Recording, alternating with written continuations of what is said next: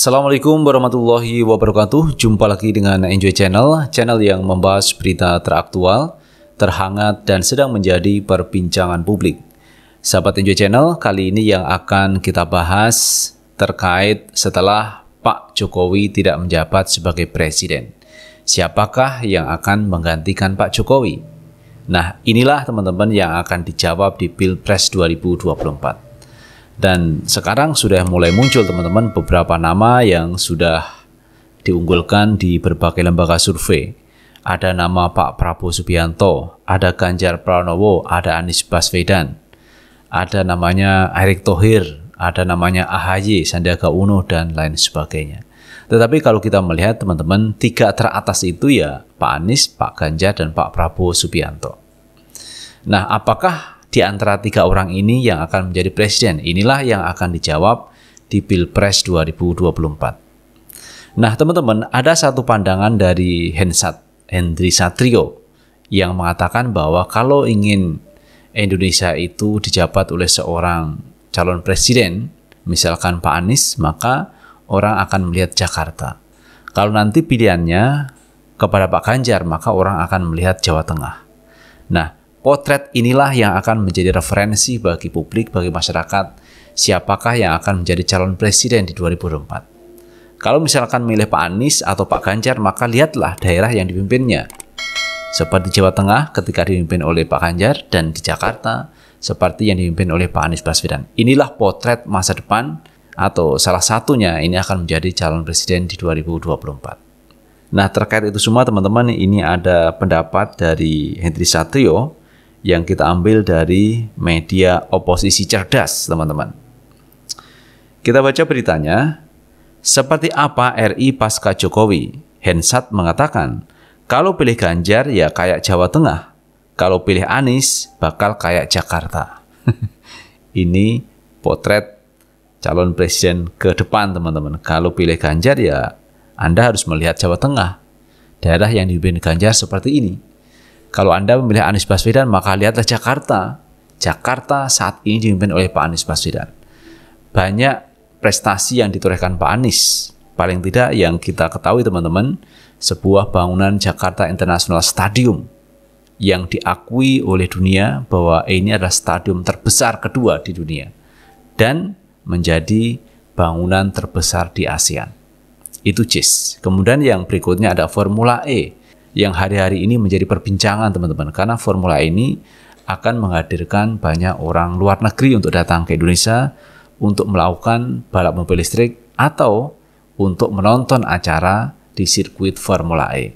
Jadi menurut Hensat, kalau ingin melihat Indonesia ke depan, jika memilih Ganjar maka lihatlah Jawa Tengah. Kalau Anda melihat Indonesia, pilihan Anda kepada Pak Anies, maka lihatlah Jakarta. Bandingkan antara Jawa Tengah dan Jakarta.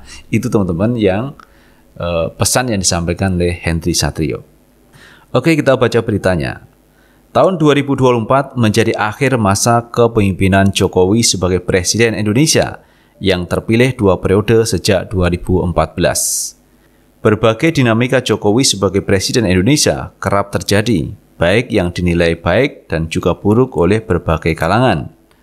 Tak heran akhirnya ada satu pertanyaan mengenai Indonesia pasca Jokowi tak lagi menjadi presiden akan seperti apa. Henry Satrio, pengamat komunikasi dan politik ini memberikan suatu cara meneropong Indonesia seperti apa setelah Jokowi lengser menjadi presiden.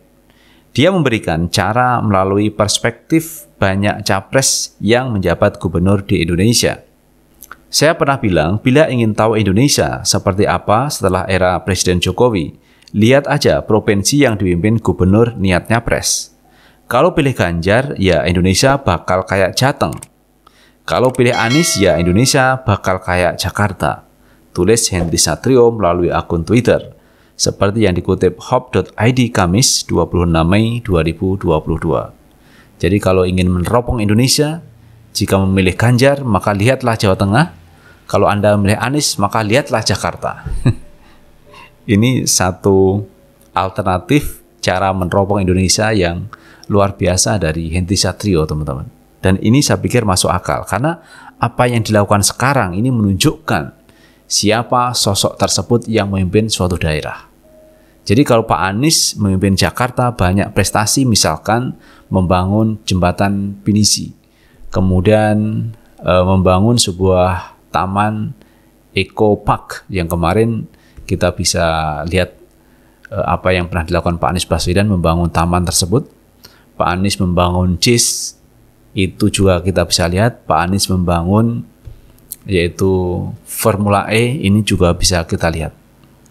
Itu kalau kita lihat di Jakarta. Bagaimana dengan di Jawa Tengah? Maka Anda harus melihat prestasi dari Ganjar Pranowo ketika menjabat Gubernur Jawa Tengah. Oke, kita teruskan teman-teman. Bagi Hendri, ini merupakan cara mudah dan cukup rasional untuk menilai kinerja seseorang dalam memimpin. Diketahui memang ada beberapa nama gubernur yang masuk bursa capres. Selain Ganjar dan Anies, ada nama Ridwan Kamil di Jawa Barat dan juga Khofifah di Jawa Timur. Unggahan Hendri Satrio terkait cara melihat Indonesia setelah era Jokowi banyak dikomentari, termasuk Susi Pujiastuti, mantan Menteri Kelautan dan Perikanan. Pangandaran saja cantik dan bebas polusi, hehe, tulis salah satu akun. Malah kalau bisa nyapres ke depan yang bisa mencalonkan nggak usah lewat partai, mending provinsi mencalonkan satu figur putra daerah, saran akun lainnya. Tweet yang cerdas dan masuk akal, ungkap salah satu akun. Yang penting PT 0% bro, saut akun lainnya. Dinamika sosok capres memang semakin terasa. Berbagai sosok yang bukan gubernur pun banyak yang mulai bermanuver untuk mendapatkan tiket dari partai politik. Oke, ini luar biasa teman-teman pandangan dari Hendri Satrio untuk meneropong Indonesia ke depan. Jika Anda memilih Anies, maka Anda melihat Jakarta. Kalau Anda memilih Ganjar, maka Anda melihat Jawa Tengah. Itu statement yang luar biasa dari Hendri Satrio. Nah teman-teman, terkait calon presiden yang hari-hari ini juga sudah mulai dijadikan pembicaraan. Siapa calon presiden yang akan diusung. Kemudian yang berikutnya, calon presiden tersebut ini diusung dari partai mana? Karena saat ini teman-teman yang masih berlaku syarat untuk mengusung calon presiden itu harus 20% suara di DPR. Dan ini tidak semua partai bisa mencalonkan salah seorang calon presidennya lewat partai karena belum memenuhi syarat 20%, PT 20%. Oleh karena itu kemarin ada gugatan ke MK beberapa orang yang mengajukan kalau bisa syarat untuk menjadi calon presiden itu 0%, PT 0%. Jadi tidak ada syarat 20%. Kalau PT 0%, setiap warga negara boleh mengajukan menjadi calon presiden. Dan ini pun menurut saya juga berisiko kalau PT itu 0%. Kalau PT 0%, maka semua orang bisa mengajukan menjadi calon presiden. Dan tentunya calon presiden itu akan banyak. Karena tidak dibatasi. Karena setiap warga negara kalau PT-nya 0% bisa mengajukan menjadi calon presiden. Kemudian yang kedua, PT 0% juga mengandung risiko teman-teman. Artinya siapa yang punya modal besar itu kemungkinan bisa menjadi seorang presiden karena modal besar.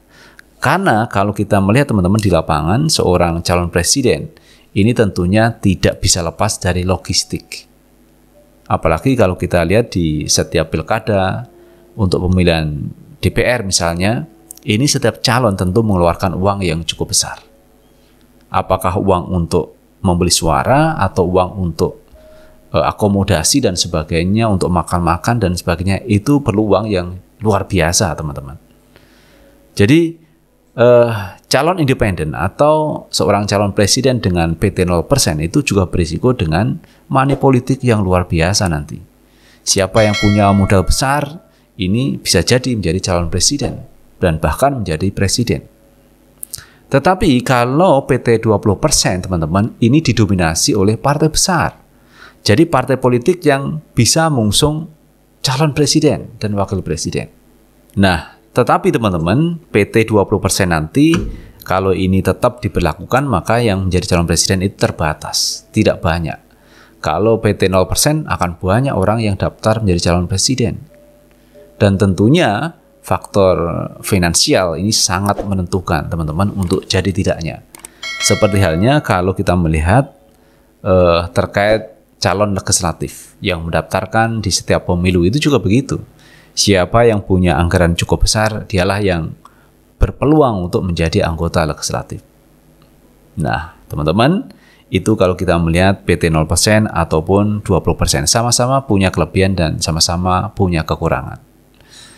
Nah, terkait apa yang disampaikan Hensat mengenai siapa calon presiden yang dipilih, maka dia melihat adalah daerah yang dipimpinnya. Kalau memilih Anies Baswedan, maka lihatlah Jakarta, bagaimana Anies mengelola Jakarta. Kalau Anda memilih Ganjar Pranowo, maka lihatlah Jawa Tengah, bagaimana Ganjar mengelola Jawa Tengah. Dan yang kedua adalah prestasi tentunya. Bagaimana prestasi Anies Baswedan ketika memimpin Jakarta, dan bagaimana prestasi Ganjar Pranowo ketika memimpin Jawa Tengah. Ini saya pikir logika yang cukup bisa diterima akal apa yang diwacanakan oleh Henry Satrio. Lalu bagaimana menurut pendapat teman-teman sekalian? Tulis di kolom komentar, karena komentar teman-teman akan sangat bermanfaat untuk yang lain. Sukses selalu. Assalamualaikum warahmatullahi wabarakatuh.